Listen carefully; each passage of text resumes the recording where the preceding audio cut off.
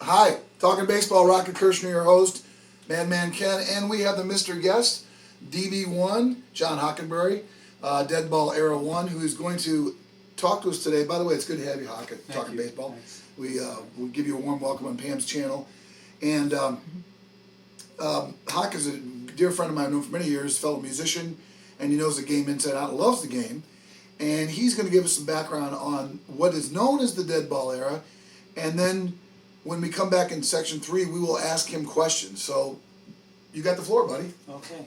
Well, when Rocket asked me to join the colloquy, I did a little homework and kind of drew up a little spreadsheet. We have to talk a little bit about what was the Dead Ball Era. Well, in 1902, they came out with the foul strike rule, which meant that foul balls were now they used to count for nothing. You could just you used to be able to take the first pitch, whether it was a ball or strike, it didn't count. You know, 1890s baseball was very high scoring, very rowdy affair. When they got the two major leagues in 1902, adopted the foul strike rule, the game began to change. So now you get these low scoring games, about 3.5 runs per game. Staff ERAs might be 210 to 250. League batting averages in this period ranged between 239 and 283. You know, and then you had so you have the spitball. We're gonna have to talk about what the spitball is a little bit. We'll do that. And the upshot of all of this, okay, another thing is you have these very spacious outfields because the ballparks only had seating around home plate and first and third base. The grandstands were very modest compared to a lot of the great concrete and steel parks hadn't been built yet. So outfields are very spacious. You could be looking at 360, 380 down the foul poles. 420, 450 center field. It could be 400, 500 feet. Very big parks, oddly shaped, some of them. And overflow crowds would be out there. You get a lot of ground rule doubles on balls hit into them. So what you have is you got guys using big, heavy bats, emphasis on contact. Guys are kind of pushing what Ted Williams called push hitters. Instead of generating a lot of bat speed, they're using these big, heavy bats and they're trying to make contact and guide the ball over the infield or keep the ball on the infield and get a lot of leg hits and all this kind of thing. So, and then of course the stolen base, and there's a lot of attempts to take the extra base. Outfield, the two leaders in career assists and throwing guys out from the outfield are still Tris Speaker and Ty Cobb, number 1 and 2. No one's ever going to throw out more guys from the outfield than those guys did. Also maybe 4-man or 3-man rotations that are sort of bolstered by a few other starters here and there. So you've got dominant pitchers winning with 35 decisions a year. 40 decisions. Guys winning 30, going 30 and 30 and 5. 25 and 10 is common. You see that a lot.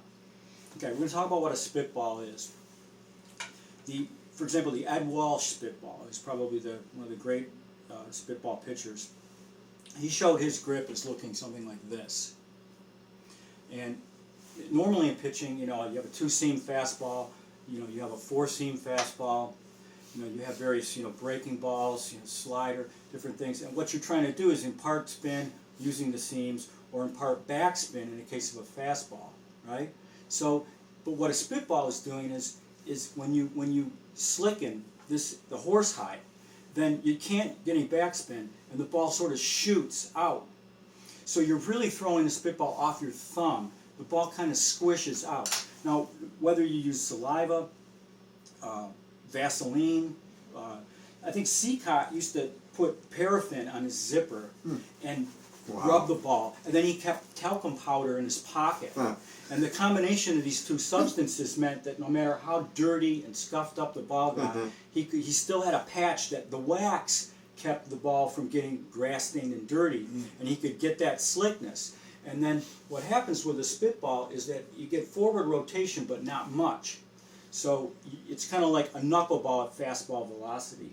This pitch, and then depending on how the ball is tilted, the arm angle, and all the little pitcher's tricks, the various kinds of shoots and effects that the ball can create. This is why the best hitters of this era had to try to make contact and meet the ball, and it was bat control was the name of the game, and guys didn't have a lot of walks. So the really good players would have high average, lots of doubles and triples, very few homers.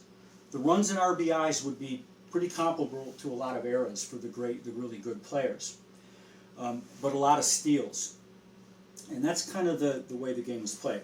So now what happened? All right, in 1910, in the World Series, they introduced the cork and rubber centered ball. Prior to that, the ball had a rubber center and yarn, wool and yarn. But with the cork and rubber center, now the ball is corked, like a cork bat. It is much more resilient. In 1911, Joe Jackson hit .411 in the American League and finished second in the batting race to Ty Cobb with .420. And the numbers spiked between 1911 and 1913, and then they went back down again. Well, why? Well, just the pitchers reasserting their dominance. I mean, the game it was really in the hands of the pitchers. So, now what happens to end the legend is always that the owners decided to jack up the ball to get more offense, and they came out with this lively ball and everything, in the 20s, and that's what happened. What seems to have happened is, first of all, in 1919, they decided for the 1920 season to ban the spitball and its variants. Because of the death of... No, not because of that. I don't know why, but that's what they decided. And if you're not going to... The other thing is that they only used 1 or 2 balls a game. The Detroit Tigers, in that Learson book on Cobb, says that the Tigers bought a gross of balls one year for the whole season. 2 game balls per home game, maximum. They retrieved the balls that were hit out of play. So now in order to enforce the no spitball, no scuffball rule, you have to have a relatively clean, unadulterated ball. So they're using more balls, which makes them easier to see, and they're more resilient when you hit them. Then the next thing that happens is Chapman is being fatally by Carl Mays, the submariner. And so now there's even more emphasis on the clean, white, fresh, resilient, hoppy ball. Now, the next thing that happens, or at the same time, starting in 1919, is the advent of Ruth. Before Ruth started hitting 500-foot fly balls, no one really, it just was unthinkable what he did.